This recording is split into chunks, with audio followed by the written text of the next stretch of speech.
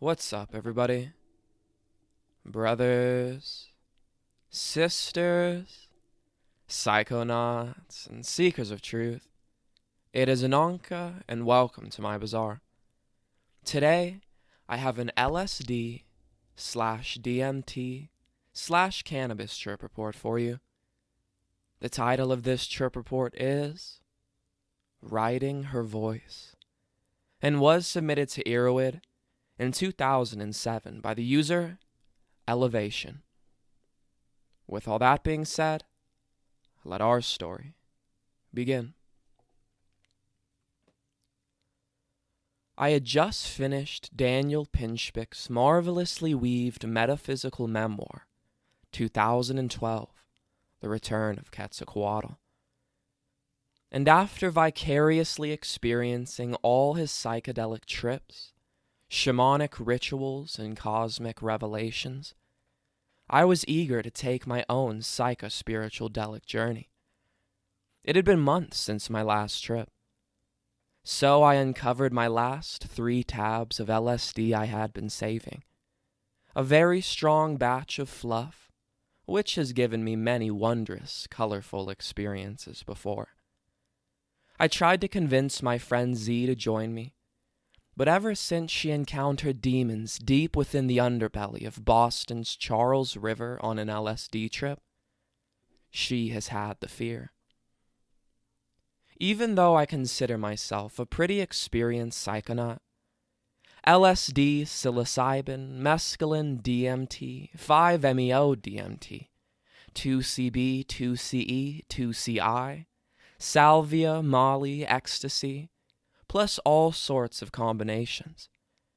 I had never experienced anything beyond myself, any kind of other presence, whether for good or for ill. And even though I saw it terrorize her mind, I could not help but feel envy for her experience. Because after all the trips I have been on, I had never had a truly spiritual or mystical experience. The trip always just seemed like something going on in my head. So she stayed relatively sober, while I put a tiny white strip of blotter under my tongue. I spent the next 30 to 45 minutes sitting around, smoking a bowl or two, and enjoying that familiar, curious anxiety that slowly creeps over my consciousness as it begins to expand. We eventually left indoors, got in the car, Z was driving, and took the dog to the beach, which was just a few blocks away. Before we even made it to the sand, I was entranced by the sound of the surf. I remember telling Z that the sea is a symphony. I let the waves wash my feet and ankles. I felt such a strong pull from the ocean. It felt so good. I considered going swimming, but lacking a bathing suit, my shorts instead weighed down with cigarettes, weed, glass, and DMT, among other things. I stayed on dry land. Z and I wandered around a little bit, smoked a bowl, and then she decided she wanted to go, while I decided to stay. I walked back to the car with her to coerce the dog into the back seat, and then they were gone. I found myself alone on the beach now. I could see maybe 25 feet in front of me, before the ground disappeared into the luminescent haze of the sandy air above. Despite this, the stars still shone incredibly brightly, and when I looked up at them, they danced and twinkled, forming some kind of geometric net that resembled the appearance of a canyon from directly above. It was slowly descending upon me, but never reaching me, and when I looked down at the sand, the rocks seemed to be growing out of the ground beneath the surf, something which they actually do in certain areas. But whether or not it was happening here, something I still am not sure of. The phenomenon was at the very least heightened considerably. Everything around me was coming alive. This once empty beach was now surrounding me with its presence. The streetlights behind the dunes seemed to wax and wane, sometimes illuminating the haze into a brilliant artificial orange glow, and sometimes seemingly disappearing altogether. The effect only added to size and distance distortions I was experiencing. Everything was moving, nothing was concrete. The haze created a small dome around me in which I could clearly see. It was my cloud of perception, and it followed me wherever I went, keeping me out of reach from the foggy, unknown world beyond, where shadows and shapes were manifesting and disappearing at the same time. I found a comfortable seat in the dune flanked by 2 hills, and it was here that I smoked the remaining crystals and resin that was left in my DMT pipe. Right after I inhaled, long and slow, the haze intensified, and I could barely even make out the water in front of me. It was probably less than 20 feet away. The DMT effects were relatively subtle.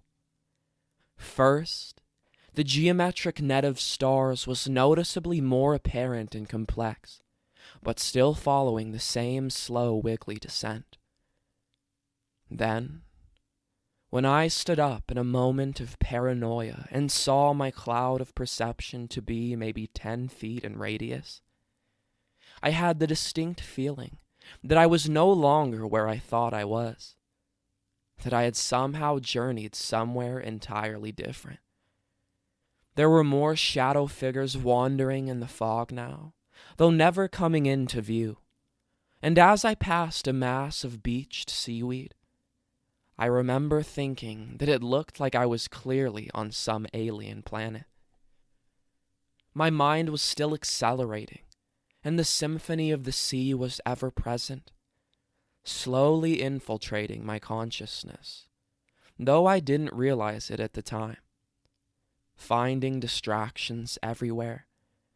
And even though I knew on a conscious level that I was just on the beach at night, I also knew, both consciously and unconsciously, that I had stumbled into a place I have never been before. And this feeling was only intensifying as I wandered further down the coast, to a land where the gradual slope of the dunes transforms into steep cliffs. Then, just as I saw another shadow figure, she saw me, and I saw that it was a mutual, simultaneous observance. She seemed to say something to me, and I seemed to respond. What was literally said or what it sounded like, I have absolutely no idea. But I realized now that she was bidding me to follow, and I was accepting. I began walking in her direction, which was roughly the same direction I had already been heading. But there was such a distant presence out there now, an otherness that was following me, surrounding me, but staying just outside of my sphere of perception. I kept looking around, only to find my own shadow and the sound of my own footsteps. But it was as if I could almost touch it. I could feel it getting stronger. I was also entering an incredibly chaotic state of mind, a schizophrenic-like stream of consciousness where there were multiple voices and thoughts in my head simultaneously, and I could not differentiate one from the other, much less my own from the others. I found a spot on the cliff where the rocks jutted out, providing a small shelter if one were to sit right against the wall. I sat down here and began to pack a bowl of cannabis. Less than a minute later, I was fleeing from the sight in panic because I saw and felt the rocks above me begin to crumble apart. I ventured back to make sure the cliff was still standing, as I knew it was, and that I was just tripping face. I walked a bit farther until I stopped to lean against the rock. It felt so strange to touch it, and as I was gazing at it, trying to collect myself, the rocks began to crack and crumble apart right in front of me.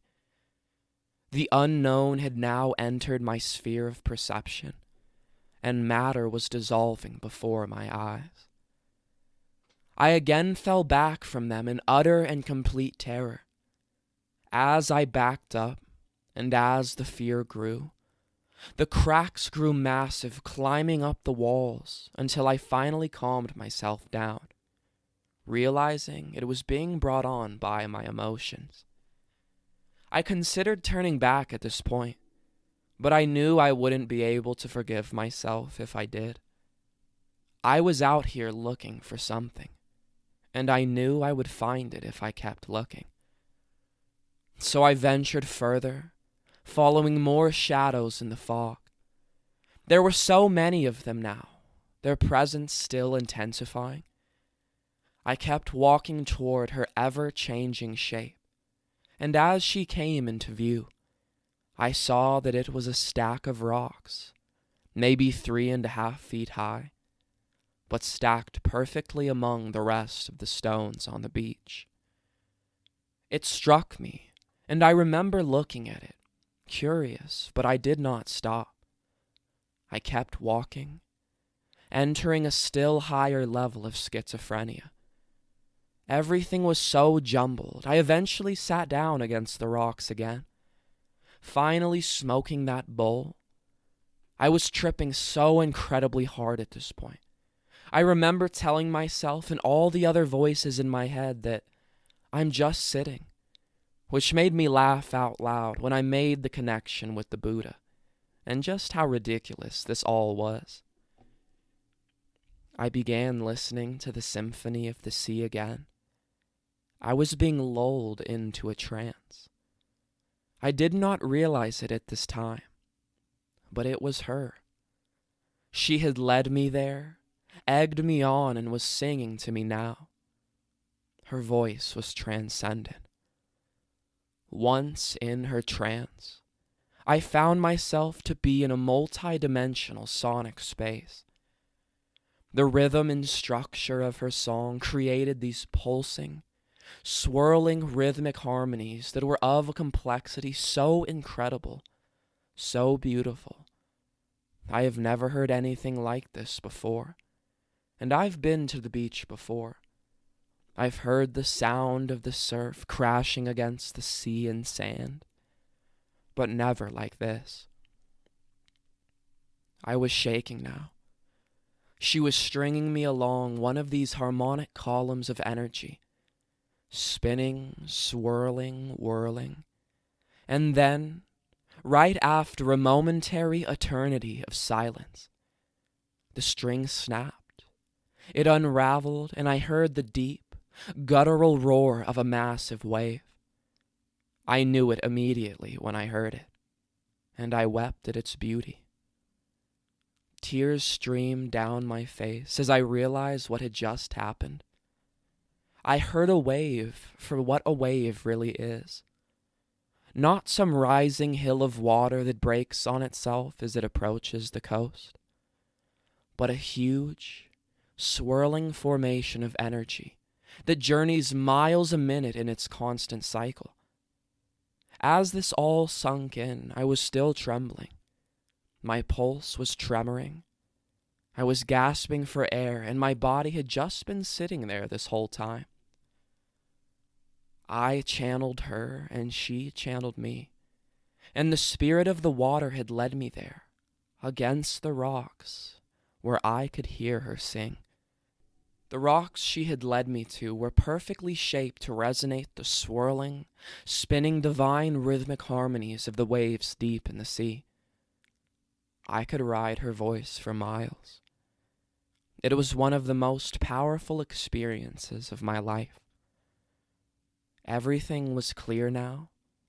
I was lucid in this spirit realm, and I was in harmony with her, dancing with her.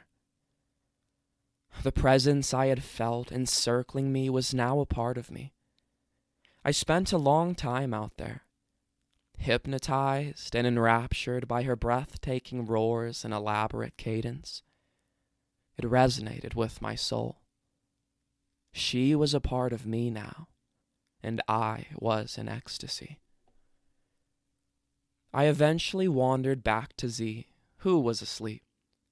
I woke her up to tell her my story and smoke a freshly packed bong.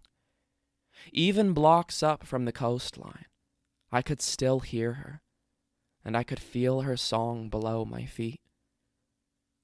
We got in the car and drove around, and after some meandering throughout the sleeping city, pulled onto a street where a massive tractor trailer was trying to pull into an alley.